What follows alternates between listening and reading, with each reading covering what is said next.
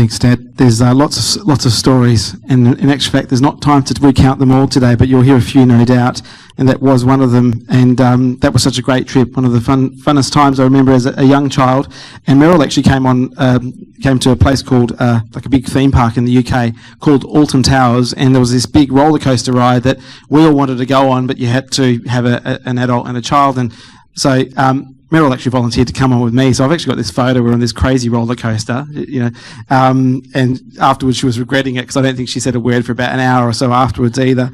But it was good times, and she was brave to give anything a try, and that was remarkable. Look, in just a moment we are going to go to a video slide, but I just wanted to say that during every memorial service, I always like to remind people that these sermons and messages and a lot of the messages of hope that we give are actually for the living. They're not for the person who's passed on.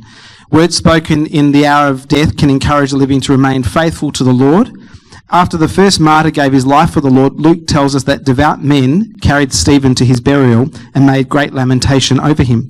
Acts chapter 9 verse 36, and this verse here really struck home to me this week as I was reading it and thinking of Mihael. It tells us of Dorcas, a woman full of good works and charitable deeds, as the scripture describes her. While at Joppa, she grew sick and became seriously unwell and died. The disciples washed her and placed her in an upper room. When Peter entered the room, all the widows stood by him weeping, showing the tunics and garments which Dorcas had made while she was with them. This godly woman was remembered for what she left behind. Revelation 14:13 says that our works will follow us.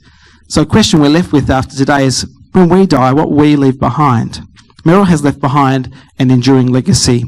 So we have some photos and a presentation we want to share with you, and a song to play, Lion of the Lamb. This was one of Mihael's song requests, so please sit back and enjoy while the sound team actually cue that up for us this morning.